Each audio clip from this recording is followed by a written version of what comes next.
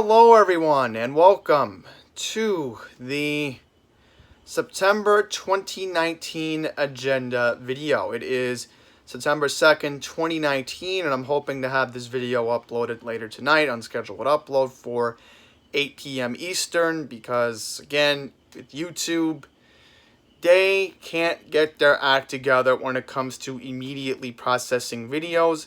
You'll still see the notifications if you hit the bell button, but they'll be on scheduled upload until further notice, because maybe even permanently, because I don't know. It seems whenever I try to immediately upload a video here on YouTube, it can't get its act together unless I'm doing it through OBS, which is a whole different story. But yeah, right now I just don't know what I'm even going to be doing. So let's just recap the whole summer, because I think, to be fair to everybody, I know I've recapped May.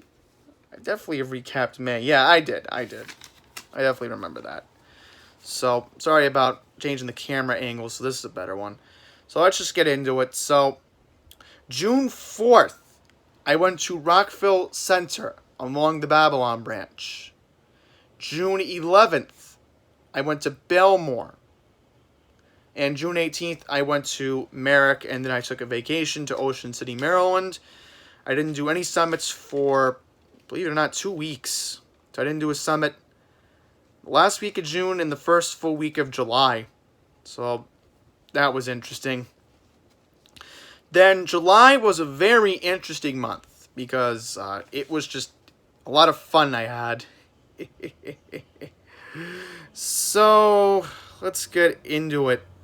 So first up in July was Fordham along the Harlem and New Haven lines of Metro North. So it was the first ever Metro North Summit I did on this channel, which I think it went very well.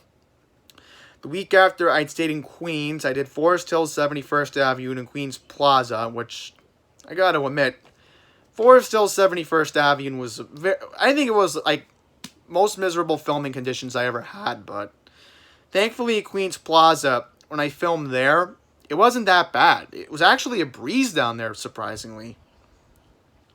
And July 22nd, for the first time ever, I went to an MTA committee meeting, and that was for finance.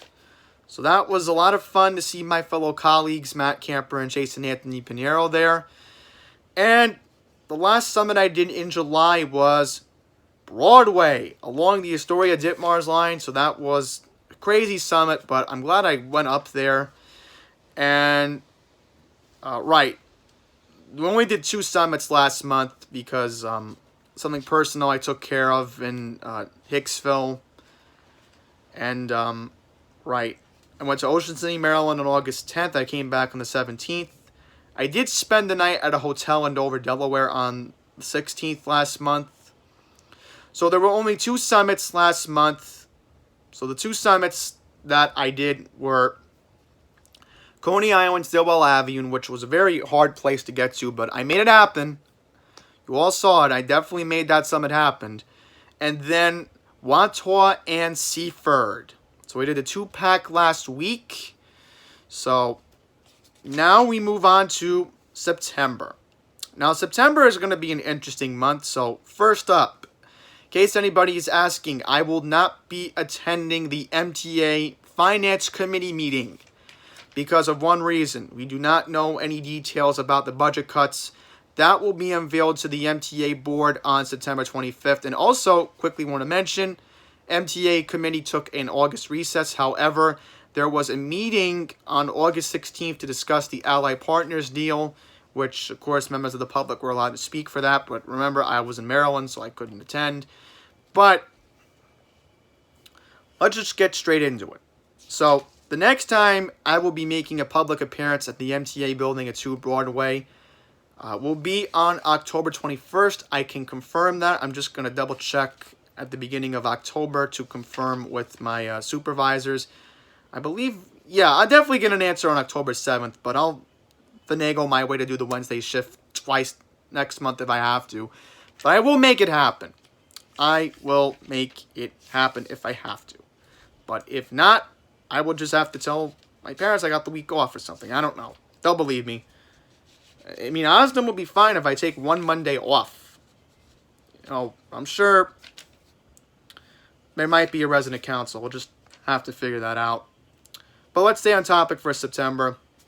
So right now, here's what I have planned out. So tomorrow is very important because September 3rd, I will be going back to Mineola. Now, I didn't do the downtown the last time, but right now, the media is not really covering it, and I feel that only Pine Power Allies and MTA Prodigy have covered it. Right now, Mineola is going through a quality of life emergency. I just feel that people are not getting involved. They're not speaking up. I understand that there's the two tales of Mineola. There's the nice residential houses along Old Country Road, which, you know, anybody ever remember this cartoon? It's a capitalist cartoon. I don't remember it, but I'll, you know, if anybody wants to see it, I'll reference it if you want me to comment below. But there's this cartoon about capitalism from the 1940s, and the phrase is, everything is fine, everything is fine. It's like, that part of Mineola is fine. Like, you go where I went along Old Country Road, those are the houses. There's like a huge block stretch that goes to the shopping center, which, by the way, again, I'm not allowed to film in the because of security, because they do not want people filming in that shopping center. But I will say this right now, is that the tale of two different Mineolas of the houses along Old Country Road, and then you have what I like to call depressing, miserable situations along Mineola Boulevard. That's what Pine Power Ally is specifically talking about, because many people are wondering, oh, the whole town is bad. Well, not all of Mineola is bad. Not where my ex lives, because again, she's literally in a different part of the town. She's literally, again, where those stretches of those houses are along Old Country Road. That's the suburban part of the town. Where Pine Power Ally lives, there are apartment buildings along Mineola Boulevard. Those are what I like to call the low-income part of Mineola. Whereas Old Country Road, that's considered the middle to upper-class part of Mineola. That's where, of course, those stretches where my ex lives. Because obviously, you know, there's houses. Again, if you ever go along Old Country Road and you do a drive-by of that area, you know that there's beautiful houses that, especially my ex's. And I looked up Mineola history recently. A lot of those houses, especially my ex's, they date back to the 1920s. Now, if you're north of Old Country Road and you see those houses, it's a very nostalgic feel. Now, obviously, again, privacy reasons, I'm not going to say specific streets where the residential houses are, but we're not going to that part of Mineola. We're not going east of the Allure. And if you want a specific area, I guess maybe I'll go near it, but I'm not going near Garden City where I went the last time because I wanted to show you the Theodore Roosevelt building. This time, we're sticking to the depressing part of Mineola. Now, I feel very bad that, again, residents who live along the stretch of Old Country Road need to start getting involved. I'm sorry. This is your town we're talking about. Alright? Thankfully, none of the vagrants... I don't know. Maybe these vagrants have street smarts. Maybe they do. Because lately they seem to have them. Like yours truly does. Pretty much, they're hanging around the downtown area along Mineola Boulevard. They're hanging around, and especially, again, some of the residents who live in the apartment buildings, especially Pine Power Ally, who, again, he lives on one of those streets. And, again, I know them very well in Mineola because pretty much, I'll just specifically say that my podiatry office is literally, like, right near where Pine Power lives. Like, I'm not going to say what street it's on for privacy, but, again, as I said, I'm just getting familiar with Mineola because, again, this is the county seat, number one. Number two, as I said, you know, people in the residential houses, they want to live in their own little world. Fine. They don't want to get involved. I have no sympathy for you. I just don't. Because this is your town we're talking about. Don't you people use the train station every day? Oh, that's right. Because mass transit's getting so bad on Long Island, it's become to a point where people have to drive and take Ubers every day. That's right. That's how bad it's getting. Because of these vagrants. And what's even getting worse about Mineola and why I'm going, there's a lot of vacant store properties. There are some nice stores. I mean, there is a clothing store that I know. I think it's Fox's or something. I don't remember what the name of it is at the moment, but I am going to be going along the downtown stretch of Mineola. I'm going to show you what's really going on down there tomorrow. And again, I'm just going to quickly mention that if I do see a homeless person, there might be moments in the video where I'll have to put the camera down because for my safety, they might, say, oh, why are you recording me? Blah, blah, blah. And I'll have to come up with an excuse to say, look, I'm putting the camera down, right? Putting it away. Don't get involved. And I'll quickly mention that for our sakes lately, one of the stations I did Jamaica, and I did see it recently. One of my home stations, Suffolk and Archer.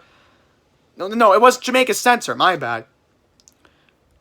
This guy comes up and he says, "You better go away, or else I'm gonna break the camera."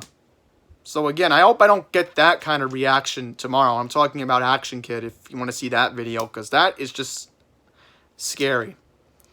Very scary. So downtown Mineola will be tomorrow. Please just keep me in your thoughts and prayers because I could get shot, stabbed, mugged. I mean, my parents know that area very well, but they don't really know what's going on. So I need to get there before it becomes a war zone, because if things go the way they are, I'm afraid that there's going to be a constant cycle of violence in the downtown Mineola area. And again, not all of Mineola is bad. I just mentioned that those nice houses along Old Country Road, as long as the vagrants don't go anywhere near them, it's fine. It's still a safe area if you want that perspective. And by the way, I'll mention, if you go south of Old Country along that stretch of where the houses are, that's actually Garden City. So, believe it or not, that's Garden City. And I know that very well. See, there's Mineola houses, and then there's Garden City houses. So, 2 worlds apart. Go figure, but yeah, as I said, downtown strictly tomorrow. It's going to really be a scary situation for me. And I won't bring this stuff up tomorrow because, I'll probably just strictly film from Mineola Boulevard tomorrow and then just go down that way and then just show you the downtown, because I'm just very concerned what's going on with the downtown, and we'll see how it ends up. So on to a lighter note, September 10th or the 11th, I will be going to Port Washington. Now, this inspiration recently came from MTA Prodigy, who just did a station tour there recently. So, just want to mention that I will be going there next week. I'm looking forward to it. I actually researched Port Washington just now, and it's not going to be a bad trip. I looked at the economics, and I'm only going to be spending $11 for this trip, counting Long Island Railroad fare, because I have like a ton of money on my Metro card anyway, because, I looked it up, and believe it or not, I've mentioned to people that there is a dock marina in Port Washington. It's actually in walking distance of the train station, and there's actually a park that's right near there. So, thankfully, I don't have to go on the N23 to get to a park, because I'm not in any mood to deal with nice, because how I'm getting to Port Washington is my dad is actually going to drop me off at LIJ that day, and he'll also drop me off to get the N25. What I'm going to do that day is I'm going to take the N25, or believe it or not, I looked at Nice Bus's schedule. There's an N26 that's supposed to arrive at Long Island Jewish at 10:22. So if the N26 surprisingly comes up on the transit app, I might get on that one and try to get to Great Neck before 11 o'clock, because I believe there is a train that heads eastbound before 11:30, so I want to try to get on that train. Then I'm going to grab lunch and then play it out from there, I guess. You don't have to research the schedule, but again, thankfully it's only $11 because I found a pizza place that's very affordable along the downtown stretch of Mineola that I'm going to be planning to eat. So, might be busy, but I'll have to see how it ends up. So the week after, September 17th or the 18th, I will finally get to do a station that I've been wanting to show you all for a very long time that I know very well. And that is 2nd Avenue and 86th Street on the Q line. Now, this is a station that's very easy to get to for me because I will be taking the F train from Kew Gardens Union Turnpike. Then I will be transferring downstairs at Lexington Avenue and 63rd Street, which, by the way, I am planning to do a summit there later on this year. I'll get into it why for another video, but I will be showing you all that station, but also something very important to me, and that is Carl Schurz Park in Midtown, in the Upper East Side.